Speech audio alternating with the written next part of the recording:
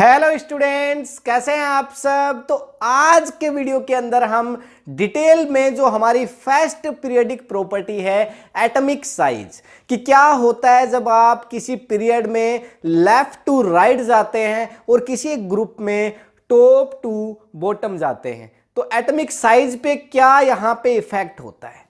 तो इसके बारे में हम डिटेल में बात करेंगे। हम पढ़ रहे थे हमारा chapter 5 periodic classification of elements, और जिसमें पिछले वीडियो में मैंने आपको बताया था व्हाट इज पीरियडिसिटी, और साथ ही पीरियडिक प्रॉपर्टीज को स्टडी किया था।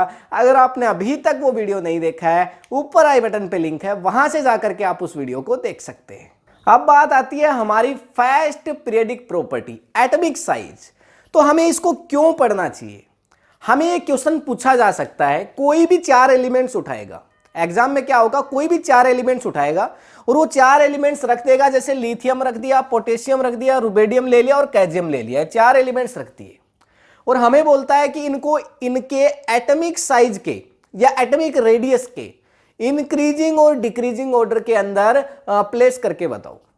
और ये क्वेश्चन आ गया हमारे पास, और हम इसको सोल्व तभी कर सकते हैं जब हमें ये जो पीरियडिक प्रॉपर्टी है एटॉमिक साइज, इसके बारे में पता हो कि जब मॉडर्न पीरियडिक टेबल में हम यहां पे लेफ्ट टू राइट जा रहे हैं तब क्या होता है, और टॉप टू बॉटम किसी ग्रुप में जा रहे हैं तब क्या होता है। तो एटॉमिक रेडियस पे या एटॉमिक साइज पे ऐसे क्वेश्चंस को सोल्व करने के लिए इसको पढ़ना बहुत जरूरी है। तो सबसे पहले बात कर लेते हैं कि एटॉमिक साइज है वो है क्या। सीधी सी बात है, हमारे पास कोई भी एक एटम है, हमारे पास कोई भी है एक एटम, ठीक है, ये हमारे पास कोई एक एटम है, ओके। और इसके अंदर मैं क्या कर देता हूं, एटम में आप सभी जानते हैं एटम के सेंटर में हमें नील्स बोर बता गए हैं, रदरफोर्ड ने भी हमें बताया है कि इसके सेंटर में होता है एक न्यूक्लियस, जिसमें एटम का टोटल पॉजिटिव चार्ज है वो अवेलेबल होता है। ये क्या है, न्यूक्लियस है। और इसके चारों तरफ सेल होती हैं जिनमें इलेक्ट्रॉन रोटेट करते रहते हैं। इसके चारों तरफ क्या होती हैं, जैसे ये फर्स्ट सेल हो गई, ये सेकंड सेल हो गई, ये बाहर आप देख पा रहे हैं थर्ड सेल हो गई। तो जिनमें इलेक्ट्रॉन क्या करते रहते हैं, लगातार चक्कर लगाते रहते हैं, रोटेट करते रहते हैं। ये इलेक्ट्रॉन है ना, चक्कर लगा रहा है इसके अंदर। ये हमारे पास कोई भी एक एटम है, इस एटम की जो साइज है वो ये एटॉमिक साइज होगी। भाई एटॉमिक साइज जब मैं बोलता हूं तो इसका मतलब क्या है, किसी एक एटम की साइज। लेकिन अब इस एटम की साइज को हम कैसे कैलकुलेट करें। तो एटॉमिक साइज को एग्जैक्ट कैलकुलेट करना हमारे बस की बात नहीं है। ये क्यों नहीं है, क्योंकि एटॉमिक साइज को जब हम कैलकुलेट करते हैं तो बेसिकली हमें एटम के अंदर इंटर करना पड़ता है। और ऐसी टेक्नोलॉजी हमारे पास आज तो अवेलेबल है, पर जब हमारी बुक्स राइट डाउन करी गई, जो आपके सिलेबस की 10th 12th की जो बुक्स राइट डाउन करी गई, तब तक हमारे पास ऐसी टेक्नोलॉजी अवेलेबल नहीं थी। तो फिर यहां पे एटॉमिक साइज को कैसे कैलकुलेट किया जा सकता है। सीधा सीधा हम एटॉमिक साइज को तो यहां पे कैलकुलेट नहीं कर सकते, लेकिन ये एटॉमिक साइज कुछ चीजों पे डिपेंड करती है। जैसे कि यहां पे आप मान सकते हैं आयोनिक रेडियस या वॉन वाल रेडियस या कोवलेंट रेडियस या मेटेलिक रेडियस। ये सारी कुछ ऐसी चीजें हैं जिन पे एटॉमिक साइज डिपेंड करती है। भाई सिंपल सी बात करते हैं, हमारे पास ये कोई एक सर्कल है, इसकी जितनी रेडियस होगी उतना ही ज्यादा इसका वॉल्यूम होगा। कैसे, क्योंकि एक सर्कल का वॉल्यूम आपके पास क्या होता है, 4/3 पाई आर क्यूब। ये एक सर्कल का वॉल्यूम होता है हमारे पास, ये फॉर्मूला तो आप जानते ही होंगे। तो ये जो वॉल्यूम है, ये आप देख पा रहे होंगे सीधा सीधा इसके रेडियस पे डिपेंड कर रहा है। यानी हम कह सकते हैं कि volume is directly proportional to radius. भाई रेडियस अगर ज्यादा होगी तो वॉल्यूम भी ज्यादा होगा। तो अगर किसी एक एटम का वॉल्यूम ज्यादा हुआ तो उसकी साइज ज्यादा होगी कि नहीं होगी। भाई इस रूम का जो वॉल्यूम है वही तो एक्चुअल में इसकी साइज है। तो सिंपली हम कह सकते हैं कि अगर रेडियस ज्यादा है तो फिर उसका वॉल्यूम ज्यादा है, और अगर वॉल्यूम ज्यादा है तो फिर उसकी साइज ज्यादा है। ये बात तो सिंपल सी बात है, कोई एक छोटा बच्चा भी समझ सकता है इस बात को। तो अब बात ये आती है कि ये जो एटॉमिक रेडियस है, मतलब एटॉमिक रेडियस में ionic radius, covalent radius, van der Waal radius या फिर आपके पास मेटेलिक रेडियस, इसको आप कैसे फाइंड आउट करेंगे। तो अलग अलग तरह के बॉन्ड बनाते हैं एटम्स, कोई आयोनिक बॉन्ड बनाता है तो कोई कोवलेंट बॉन्ड बनाता है। तो कोई आपके पास वैन डर वाल बॉन्ड बनाता है, जैसे नोबल गैसेज हैं उनमें वैन डर वाल बॉन्ड होते हैं। तो फिर इनकी साइज को कैसे कैलकुलेट किया जाए? तो देखो हम क्या करते हैं, सिंपली हमारे पास कोई भी एक एटम है, आप देख ही पा रहे हैं ये कोई एक एटम है, और यहीं पे देखिए ये हमारे पास कोई एक एटम हो गया, और ये दूसरा हमारे पास कोई एक एटम हो गया, सिंपल।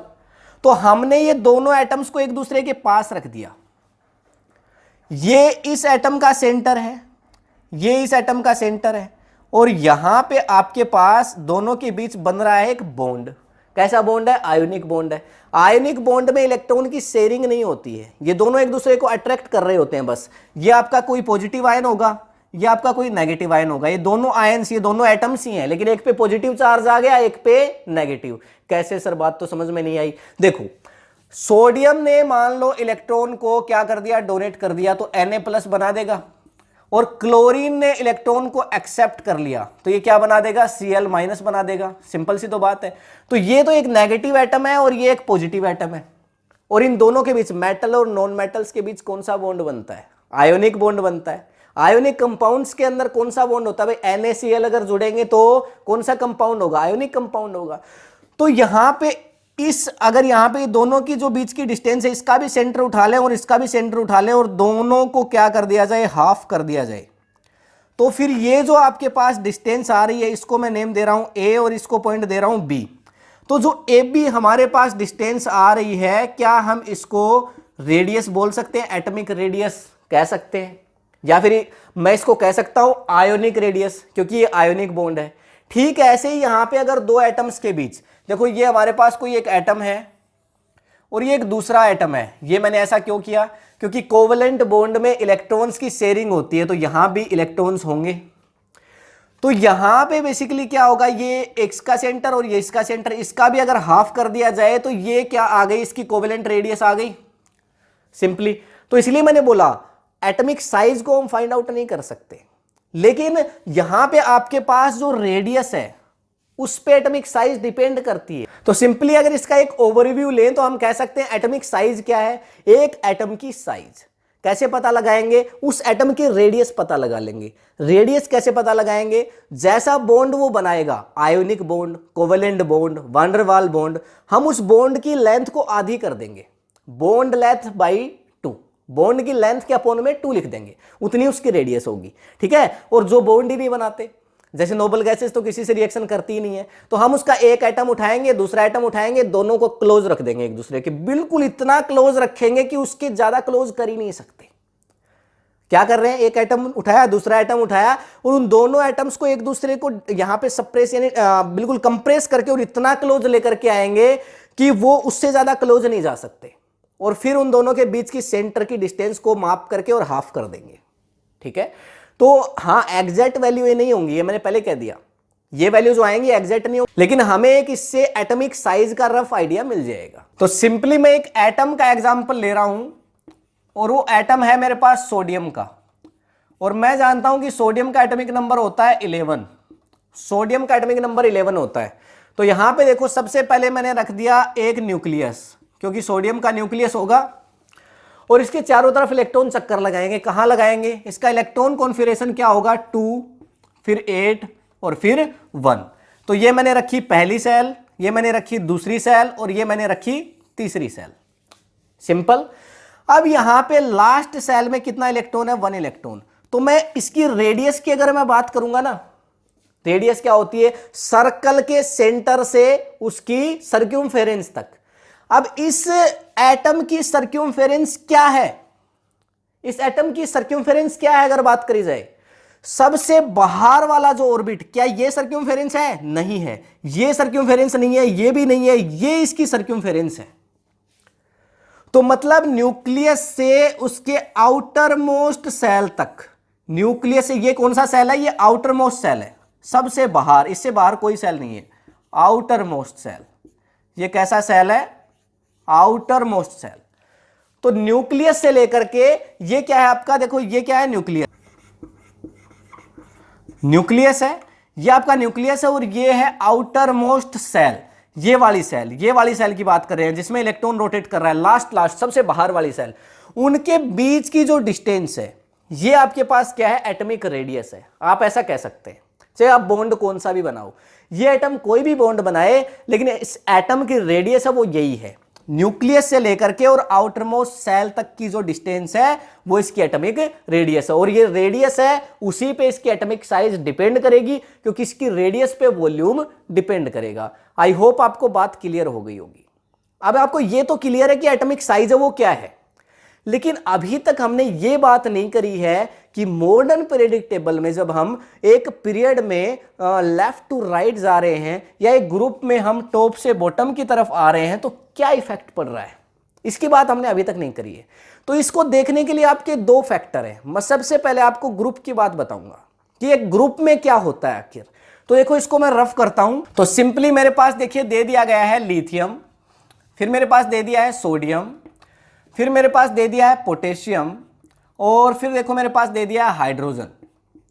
और मुझे बोला कि इन चारों को इंक्रीजिंग या डिक्रीजिंग ऑर्डर में अरेंज करके बताओ एटॉमिक रेडियस के बेसिस पे या एटॉमिक साइज के बेसिस पे। मैंने सोचा यार ये क्या क्वेश्चन आ गया, तो अब मुझे इसका आंसर फाइंड आउट करना है। तो मैं सबसे पहला फैक्टर देखूंगा नंबर ऑफ सेल। सबसे पहला फैक्टर मैं देखूंगा नंबर ऑफ सेल। क्या देखूंगा? Number of shell. ये मेरा सबसे पहला फैक्टर है, नंबर ऑफ सेल। देखो कैसे है, देखते हैं। सबसे पहले अगर मैं बात करूं लिथियम की या हाइड्रोजन की बात करें, तो हाइड्रोजन का एटॉमिक नंबर है 1, तो इसका सेल भी कितना होगा, इलेक्ट्रॉन कॉन्फिगरेशन 1, केवल 1 ही होगा, कोमा आगे कुछ आएगा ही नहीं क्योंकि फर्स्ट में 2 आते हैं। उसके बाद लिथियम, लिथियम की बात करें तो देखो यहां पे इसका एटॉमिक नंबर होता है 3 और इसका इलेक्ट्रॉन कॉन्फिगरेशन होगा 2 and 1 हो जाएगा। फिर उसके बाद पोटेशियम की बात करूं तो इसका इलेक्ट्रॉन कॉन्फिगरेशन, इसका एटॉमिक नंबर कितना होता है आपके पास, इसका भाई पहले सोडियम है तो सोडियम का एटॉमिक नंबर कितना होता है 11, तो इसके लिए रख सकता हूं 2, 8 and 1। और उसके बाद फिर है पोटेशियम, तो पोटेशियम के लिए देखो 19 होता है इसका एटॉमिक नंबर, तो क्या हो जाएगा 2, 8 और फिर 8 और फिर 1। ये मेरे पास इलेक्ट्रॉन कॉन्फिगरेशन है। मैं क्या कह रहा हूं, सबसे पहला फैक्टर है नंबर ऑफ सेल। ठीक है, नंबर ऑफ सेल देखूंगा, इसमें केवल 1 सेल है। नंबर ऑफ सेल कितना है इसमें, 1 है। नंबर ऑफ सेल की बात कर रहे हैं, इसमें 1 है। उसके बाद इसमें देखो यहां पे 1 और 2, इसमें नंबर ऑफ सेल कितना है 2 है। अगर इसमें सोडियम में बात करें तो 2, 8 and 1, इसमें नंबर ऑफ सेल यहां पे 3 है। और अगर पोटेशियम में बात करें तो 2, 8, 8, 1, इसमें नंबर ऑफ सेल कितने हैं आपके पास 4 हैं। मतलब एक चीज देखिए आपने, ये सारे एक ग्रुप से बिलोंग करते हैं, और जैसे जैसे आप ग्रुप में टॉप से बॉटम जा रहे हैं, ये आपका हाइड्रोजन कहां पे है, टॉप पे, और ये यहां पे आपके पास क्या है, बॉटम। तो जैसे जैसे आप टॉप से बॉटम की तरफ जा रहे हैं, क्या हो रहा है, नंबर ऑफ सेल बढ़ते जा रहे हैं, नंबर ऑफ सेल बढ़ते जा रहे हैं, ऐसा हो रहा है। और ये मैंने केवल ग्रुप नंबर 1 का एग्जांपल लिया है, और सब ग्रुप में ऐसा ही होगा, हर ग्रुप में ऐसा ही होगा। तो नंबर ऑफ सेल जितना ज्यादा, उसकी एटॉमिक साइज उतनी ही ज्यादा। मैं कह सकता हूं number of cell is directly proportional. मैं क्या कह रहा हूं, देखो number of cell is directly proportional to atomic size. क्या कह रहा हूं, directly proportional to atomic size. Simple, atomic size के number of cell directly proportional है। जितना नंबर ऑफ सेल ज्यादा उतनी ही एटॉमिक साइज ज्यादा। ये पहला फैक्टर है। ये बात करिए हमने फर्स्ट फैक्टर की, ये फर्स्ट फैक्टर है जो हमें देखना पड़ेगा। ठीक है, फैक्टर नंबर 1। दूसरा फैक्टर उसकी भी मैं बात करूंगा, पर उसका यूज ग्रुप में नहीं होगा, उसका यूज पीरियड में होगा। भाई पीरियड में भी तो आपको चलना पड़ेगा ना, लेफ्ट टू राइट, तब क्या होगा। तो मैं कह सकता हूं कि जब मैं ग्रुप में टॉप से बॉटम जाता हूं तो नंबर ऑफ सेल बढ़ते जाते हैं, तो इसका मतलब एटॉमिक साइज, एटॉमिक रेडियस भी बढ़ती जाती है। बहुत सिंपल सी बात है। ठीक है, मतलब अब ये जो चारों एलिमेंट्स हैं, इनको अगर मुझे इंक्रीजिंग ऑर्डर में रखना हो, बढ़ते हुए क्रम में एटॉमिक साइज के, तो सबसे छोटी साइज किसकी है, हाइड्रोजन की। उसके बाद फिर बड़ी साइज किसकी है, उसके बाद है बड़ी साइज लिथियम की, फिर है सोडियम की, और फिर है पोटेशियम की। मैंने रख दिया, देखो ये इंक्रीजिंग ऑर्डर है। कैसा ऑर्डर है ये, इंक्रीजिंग ऑर्डर है। सिंपल। डिक्रीजिंग में रखना हो उल्टा कर दो, सिंपल। ये सबसे बड़ा, फिर ये उससे छोटा, फिर ये उससे छोटा और ये सबसे छोटा। तो जैसे जैसे टॉप से बॉटम जाओगे एटॉमिक साइज बढ़ती जाएगी। क्यों बढ़ती जाएगी? क्योंकि जैसे जैसे ग्रुप में टॉप से बॉटम जाते हैं नंबर ऑफ सेल बढ़ते चले जाते हैं। ये पहला फैक्टर है, बहुत इंपॉर्टेंट है, स्क्रीनशॉट लेना चाहो ले सकते हो। ये तो हो गई आपके पास एक ग्रुप की बात। अब मैं क्या करूंगा, यहां पे एक पीरियड को राइट डाउन करूंगा। फर्स्ट पीरियड में तो हमारे पास क्या है भाई, हाइड्रोजन और हीलियम ही है, उसकी तो बात नहीं करेंगे। सेकंड पीरियड की बात कर लेते हैं। तो मैं यहां पे सेकंड पीरियड को राइट डाउन कर देता हूं। ये आपका सेकंड पीरियड है, ये आपका सेकंड पीरियड है। देखो इसमें क्या हो रहा है, पहले lithium, beryllium, boron, carbon, nitrogen, oxygen और फ्लोरीन। ये आपका सेकंड पीरियड है। अगर यहां पे आप थोड़ा सा देखेंगे तो मैंने यहां पे नियोन को नहीं लिया, यहां पे मैंने किसको छोड़ दिया है, नियोन को छोड़ दिया है। किसको? ये हमने नियोन को छोड़ दिया था। नियोन 18वें ग्रुप में आता है, 18th ग्रुप में, और फ्लोरीन कौन से ग्रुप में आता है, 17th ग्रुप में। तो मैंने देखो लिथियम, और लिथियम कौन से ग्रुप में आता है, फर्स्ट ग्रुप में। तो मैंने फर्स्ट ग्रुप से लेकर के और 17 तक तो लिख दिया था, फर्स्ट ग्रुप से लेकर के 17 तक तो लिख दिया था, लेकिन मैंने 18वें ग्रुप को छोड़ दिया जिसमें नियोन आता है। मैंने ऐसा क्यों किया? क्योंकि जब भी आप किसी एक पीरियड में, ये सेकंड पीरियड और सभी पीरियड पे ये बात अप्लाई होगी, जब भी आप सेकंड किसी भी एक पीरियड में जब आप चलेंगे लेफ्ट टू राइट, जब आप चलेंगे किसी भी एक पीरियड में लेफ्ट टू राइट, तो वो जो आपके पास सीक्वेंस आएगा वो आपका इन पे जो नोबल गैसेज हैं, 18th ग्रुप है जिसको जीरो ग्रुप कहा जाता है, उस पे ये बात कभी भी अप्लाई नहीं होगी। क्यों नहीं होगी? क्योंकि वहां पे उनका नेचर अलग है, उन नोबल गैसेज की प्रॉपर्टीज ही अलग है। एक ग्रुप में, मतलब एक पीरियड में, सेकंड पीरियड में सबसे बड़ा कौन है कोई पूछे तो सबसे बड़ा है नियोन। बिना कुछ सोचे, बिना कुछ समझे सबसे बड़ी साइज नियोन की है। अगर तीसरे पीरियड में पूछे तो नोबल गैसेज में जो आता है आर्गन आता है, लिख दो आर्गन। उसके बाद अगर फोर्थ पीरियड में पूछे तो उसमें जो आ रहा है लिख दो, फिफ्थ में पूछे तो उसमें जो आ रहा है लिख दो। मतलब एक पीरियड में सबसे बड़ा कौन सा एटम होगा, सबसे ज्यादा एटॉमिक साइज किसकी होगी, उस नोबल गैस की होगी जो 18वें पीरियड में आएगी। तो इसलिए ये जो सीक्वेंस है ना, इसमें मैं 18वें को तो यहां पे इंक्लूड करूंगा ही नहीं, क्योंकि जरूरत ही नहीं है इंक्लूड करने की। भाई जब 18वां हम पहले ही कह रहे हैं सबसे बड़ा है पीरियड में, तो फिर इसकी तो बात ही नहीं करनी। हाँ, सीक्वेंस हम स्टार्ट करेंगे यहां पे फर्स्ट ग्रुप से लेके 17वें ग्रुप तक जाएंगे, 17th ग्रुप तक की बात करेंगे कि जब राइट टू लेफ्ट जाते हैं किसी भी मॉडर्न पीरियडिक टेबल में तो क्या होता है।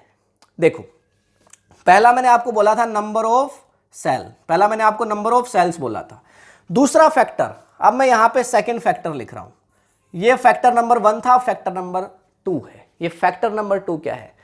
Electrons, number of electrons. कहां? इलेक्ट्रॉन्स कहां? In outermost shell, electrons इन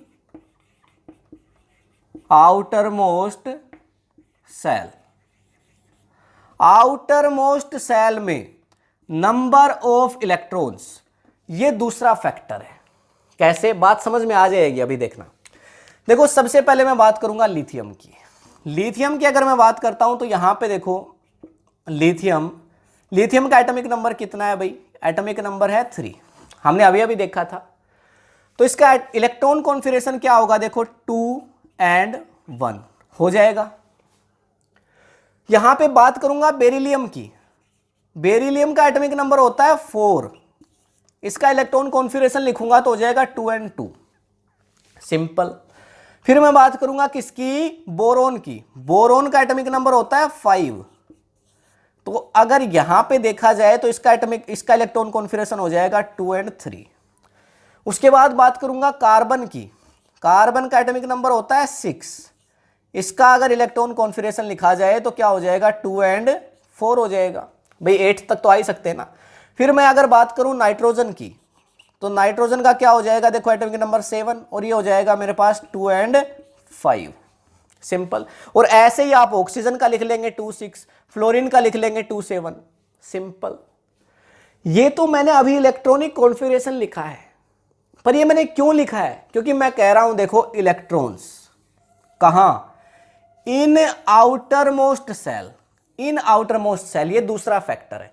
पहले फैक्टर को चेक करते हैं। हमसे पूछा है इसमें से बताओ सबसे बड़ा कौन है, सबसे ज्यादा एटॉमिक साइज किसकी है, इन सब में से बताओ। मैं क्या करता, सबसे पहला फैक्टर मेरा नंबर ऑफ सेल देखूंगा, इसमें 1 2 1 2 1 2 1 2 1 2, सब में 2 सेल आ रही हैं, तो सर ने तो बताया था नंबर ऑफ सेल देखेंगे। क्योंकि हम अब ग्रुप में टॉप से बॉटम नहीं जा रहे, तो हम कहां जा रहे हैं, हम पीरियड में राइट टू लेफ्ट जा रहे हैं, तो पीरियड का सीक्वेंस अलग है।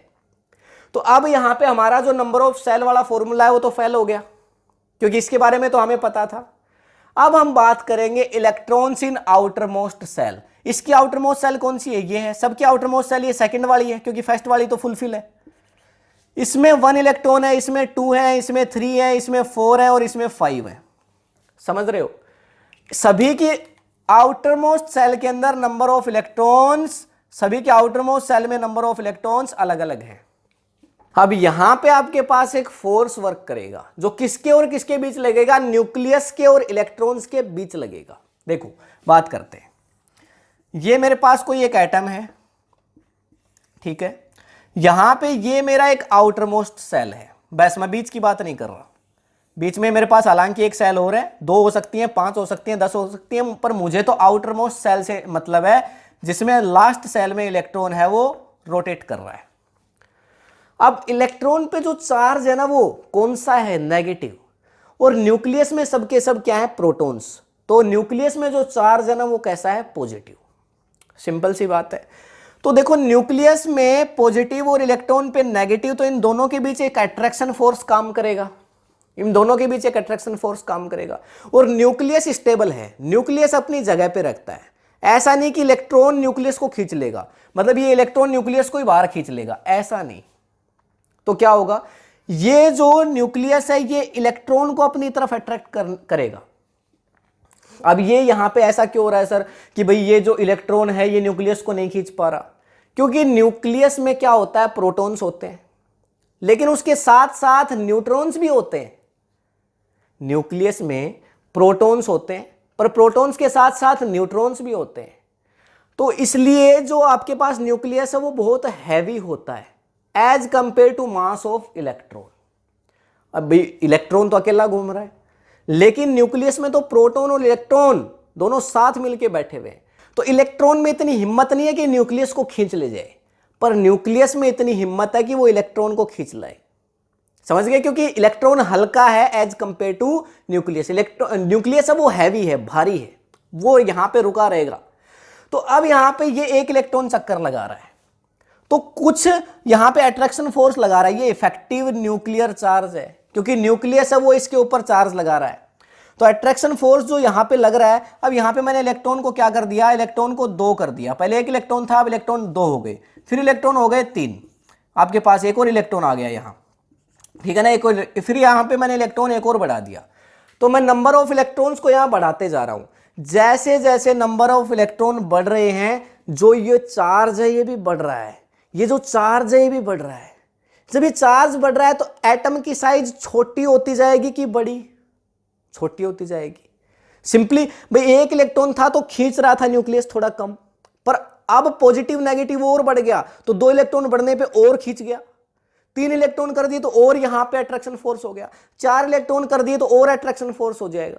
मतलब जैसे जैसे नंबर ऑफ इलेक्ट्रॉन्स, ध्यान से सुनना बात को, जैसे जैसे number of electrons in outermost shell बढ़ेंगे, एटॉमिक साइज कम होती जाएगी, एटॉमिक साइज कम होती जाएगी। समझ रहे हो बात, जैसे जैसे आउटर मोस्ट सेल में इलेक्ट्रॉन्स बढ़ेंगे वैसे वैसे एटॉमिक साइज या एटॉमिक रेडियस कम होती जाएगी। सिंपली तो मैं कह सकता हूं कि यहां पे जो electrons in outermost shell हैं, ये यहां पे क्या हो रहा है, यहां पे ये इफेक्टिव न्यूक्लियर चार्ज है, तो मैं कह सकता हूं कि यहां पे इफेक्टिव न्यूक्लियर चार्ज, इसको बोल देते हैं ENC, इसको बोल देते हैं ENC, इफेक्टिव न्यूक्लियर चार्ज। तो इफेक्टिव न्यूक्लियर चार्ज जैसे जैसे बढ़ेगा, और ये कब बढ़ेगा, जब नंबर ऑफ सेल बढ़ेंगे। So it is inversely proportional to atomic size. लिख सकते हैं एटॉमिक साइज, समझ गए, एटॉमिक साइज। तो ये अगर बढ़ा तो ये कम, अगर ये कम हुआ तो ये ज्यादा। अब यहीं पे अगर मुझे लिखना हो इनके अंदर से सबसे छोटी साइज किसकी है, तो मैं देखूंगा यार यहाँ पे तो एक ही इलेक्ट्रॉन है, नंबर ऑफ सेल तो बराबर ही है, उसका तो यहाँ पे खेल ही खत्म हो गई, बात ही खत्म हो गई, क्योंकि सबसे पहली चीज तो नंबर ऑफ सेल ही देखनी थी। अब वो तो सब में बराबर आ गई, तो हम डिसीजन कैसे लें कौन छोटा है कौन बड़ा, तो फिर हम दूसरे नंबर पे आएंगे, electrons in outermost shell. हम देखेंगे भाई एक में तो यहाँ पे 5 इलेक्ट्रॉन है और यहाँ पे तो 1 है, तो जो 5 इलेक्ट्रॉन है तो इफेक्टिव न्यूक्लियर चार्ज बहुत ज्यादा है, तो यहाँ पे अट्रैक्शन बहुत है, तो साइज बहुत छोटी है, तो इसकी साइज सबसे कम होगी, फिर इसकी होगी, फिर इसकी होगी, फिर इसकी और फिर इसकी। तो जैसे जैसे आप पीरियड में यहां पे लेफ्ट टू राइट जाएंगे, नंबर ऑफ इलेक्ट्रॉन्स बढ़ते जाएंगे, number of electrons in outermost shell बढ़ते जाएंगे, और जिसकी वजह से एटॉमिक साइज कम होती जाएगी। पर यह केवल बात कहां तक ध्यान रखनी है, 17th ग्रुप तक ध्यान रखनी है, 18वें ग्रुप का कोई रोल नहीं है। नियोन सबसे बड़ा है, नियोन सबसे बड़ा है, क्योंकि यहां पे इसकी प्रॉपर्टी अलग है, नोबल है। तो हर ग्रुप में यहां पे आप केवल 17 तक ही ध्यान रखेंगे, 1 से 17 तक ये सीक्वेंस चलेगा। किसी भी पीरियड में जब आप लेफ्ट टू राइट जाएंगे 17वें ग्रुप तक, लेफ्ट टू राइट जाएंगे, तो क्या होगा, यहां पे एटॉमिक साइज है वो कम होती जाएगी इफेक्टिव न्यूक्लियर चार्ज की वजह से। समझ गए? स्क्रीनशॉट लेना चाहें तो ले सकते हैं। तो ऑल ओवर एटॉमिक साइज क्या है मैंने आपको बता दिया, वो एटॉमिक रेडियस पे डिपेंड करती है, क्योंकि एटॉमिक रेडियस पे वॉल्यूम डिपेंड करता है, और जितना वॉल्यूम उतनी ही ज्यादा एटॉमिक साइज।